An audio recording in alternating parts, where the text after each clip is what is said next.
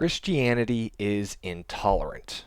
This is a rather common and more modern objection to Christianity, and the best way to address the problems with it is to ask one simple question. What do you mean by intolerant? To tolerate means, according to the Merriam-Webster dictionary definition of tolerance, the ability or willingness to tolerate something. In particular, the existence of opinions or behavior that one does not necessarily agree with. Now note, if I refuse to tolerate somebody, it means I won't allow the existence of opinions or behavior that I disagree with. Now tell me, does that sound like the Christian position or the anti-Christian's position? The person who's making this claim about Christians being intolerant, why are you being intolerant of our intolerance? This is a self-defeating position. But also note that truth is intolerant by definition. You have to clarify if people can tolerate something and if ideologies can tolerate something. Because while the definition to a math question is in fact intolerant of all of the wrong answers out there, the person who is getting the wrong answer can be tolerated, note this, but they still will need to be willing to learn if they want to find the correct answer. There's a difference between the fact that 2 plus 2 does not equal 5 or 500, and however close or how far they get, whether or not they're willing to learn. But if on the other hand we say, oh, you're so intolerant of that person, they should be able to write whatever number they think, then you're confusing the individual who has an incorrect answer and the laws of mathematics that are not tolerating any answer but the right one. So here are the facts on the table. Christianity is based on the teachings and the example of Jesus Christ, whose only confrontation, note this, of opinions and behavior different than his own was verbal. He never attacked or killed anyone for having a different opinion than him. He told people when they were wrong, but he never forced them to agree with him.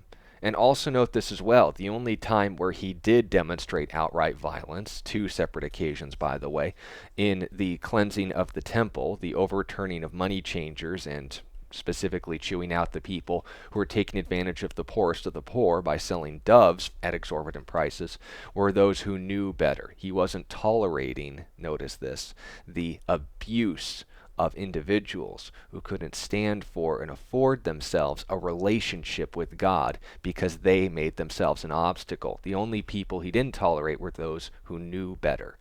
So note this, Christians, not Christianity, Christians, whose behavior does not line up with the teachings and example of Christ, do not speak for Christianity.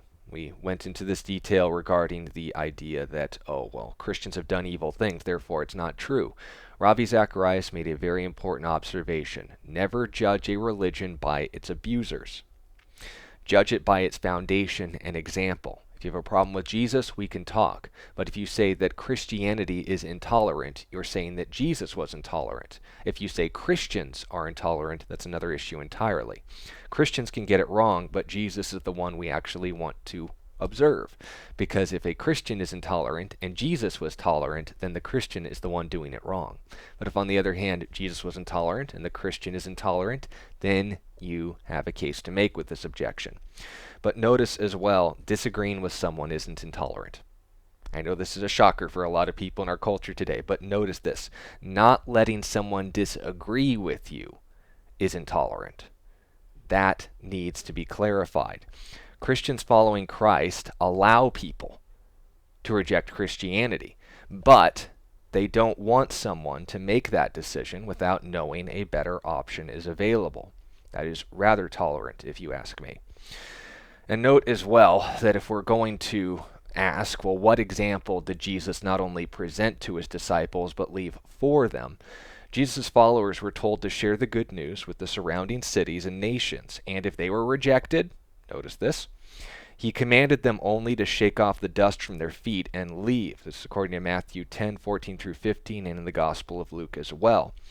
It's also worth noting that in that passage in Matthew, when they were rejected from a city, they asked Jesus if they can call down fire on those who rejected him.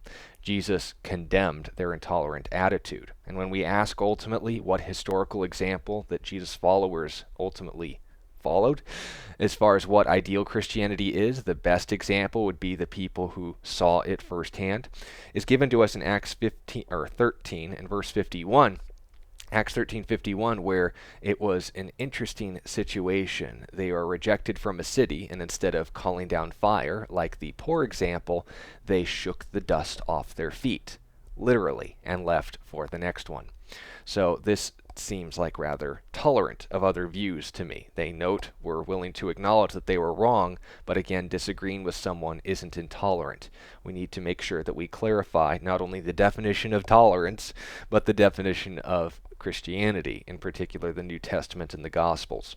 So, if this has helped you out and will assist you in further conversations, or perhaps you're an individual that would say this is a real reason why you don't believe in Christianity, feel free to clarify in the comments why this is still an issue for you or has been an issue for you. And I'll be happy to walk you through it, but ultimately remember, sincerity is the key. I'll be happy to talk to you if you actually want to know the answer. Well, with all that said, I'll look forward to talking with you next time about more of these objections. And until then, I want to remind you that God loves you. I hope that he blesses you. And I'll look forward to seeing you all again next time.